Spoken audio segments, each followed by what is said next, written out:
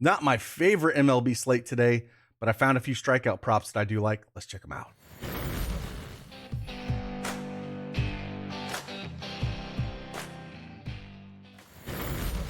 Hey, good morning. Once again, it is Craig Ben, aka Cash Cake, back with a MLB strikeout prop video here for Prizepicks. And I found two plays that I do like. I'll talk about a few other plays that I'm on the fence with. Maybe you want to research them a little bit more or jump on them, but two that I do like that I'm going to play myself.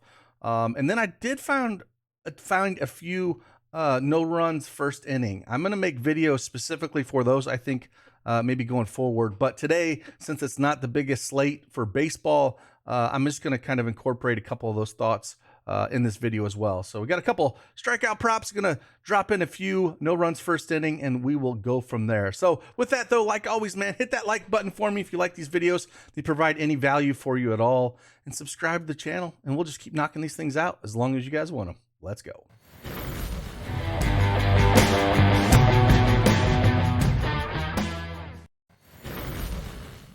All right, here we are, desktop, Prizepicks. Let's get it. Strikeouts. We're going to talk about two of my favorite that I'm personally on. Then we'll talk about two that I'm kind of on the fence with. But the two that I like are both unders.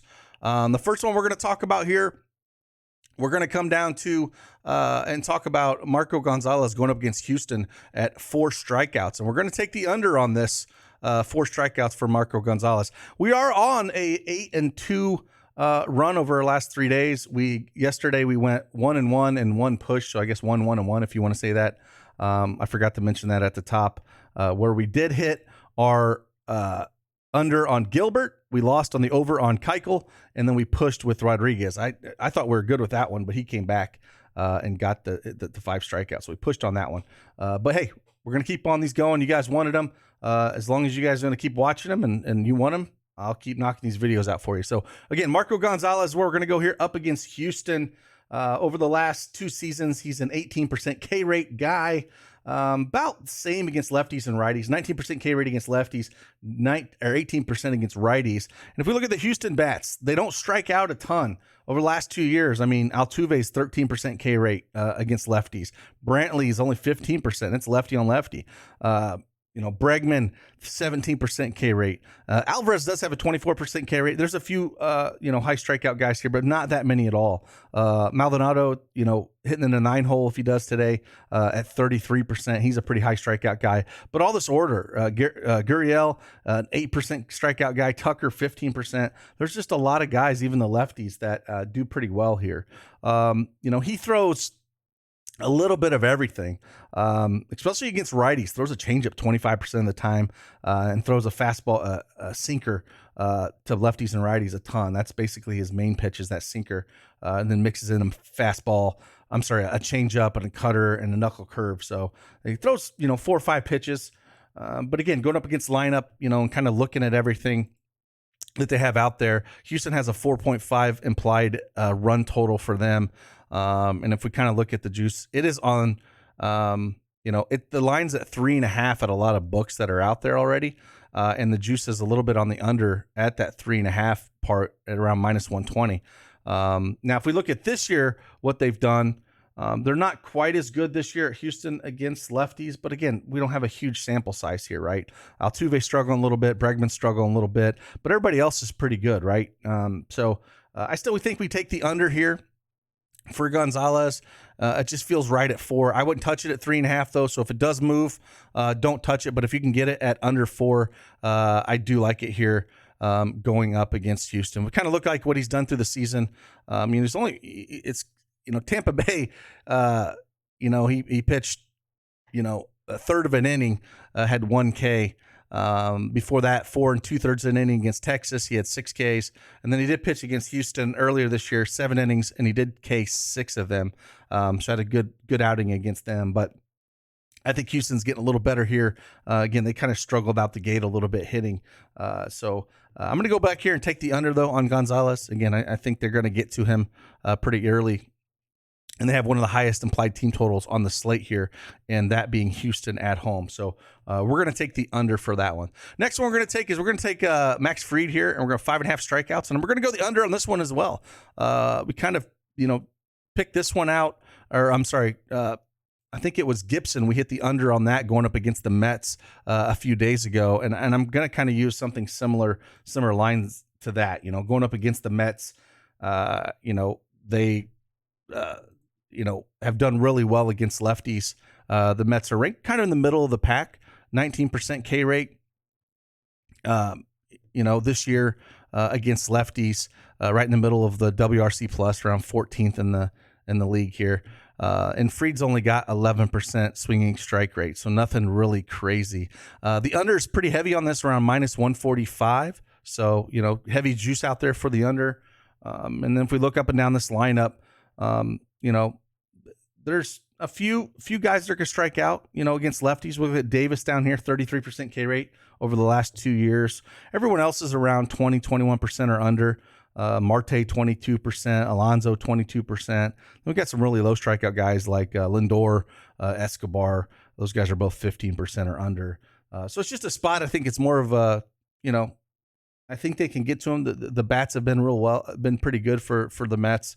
And then just looking at this juice at minus 142, I think we can just kind of take advantage of that and take the under. So those are the two official plays I'm on. If you want to look at a few and dig in a little more, what I was looking at, I was looking at taking Ross Stripling, the over on that one against the Yankees. I can't quite pull the trigger on that one for him.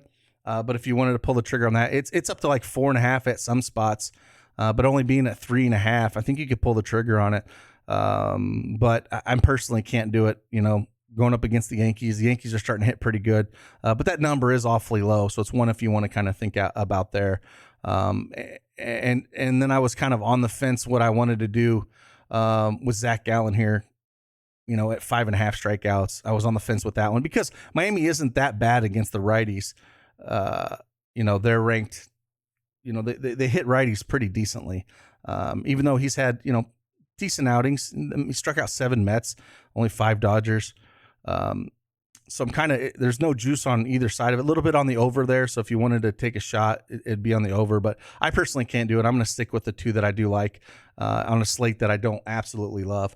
And then let's go over and talk about no runs first inning here. And let's talk about these a little bit. I think I might start making some videos just on these because I get a lot of you guys asking me, what do you think about these no runs first inning? And I'd like to play them. I play them a lot out on the books. And so if we can incorporate some of these plays within the basketball plays, NBA plays, and our strikeouts, maybe we can take advantage of these. So I do like to dig into these a little bit. And then kind of looking at, what we got here. So we got the Royals at Cardinals, right? And I like the no runs first inning allowed for this one. I would take the under here. We got Greinke and Matz on the hill this year. They're combined 8-0 for no runs first inning overall this year. So the juice is around minus 140 on the no runs portion of this on the under. So I would lean taking this one. If we look what they did last year, Greinke was around 86% no runs first inning. And Steve Matz was around 82%. So pretty good no runs first inning. So, I would take the under if I'm looking at that one. And then another one that we can kind of look at here, just sort of see where the juice is at. They don't have that game up there, but I was looking at, if you guys want to take a shot at the Tampa Bay and Oakland, I did like that a little bit. Then juice is pretty heavy on the under as well at minus 170. But another one I do like is the Braves and Mets here. We got two good pitchers and Chris Bassett and Max Fried. And the juice is on the under minus 170 here. Fried is 3-1 this year and no runs first inning. And so is Bassett. So, I still like the Royals and Cardinals a little bit more. This is a makeup game and it's early. So keep that in mind. It starts in a couple hours here around 2 p.m. Eastern Standard Time. But the Braves and the Mets is another one I do like with two of those good pitchers up there. Should be kind of a pitcher's duel.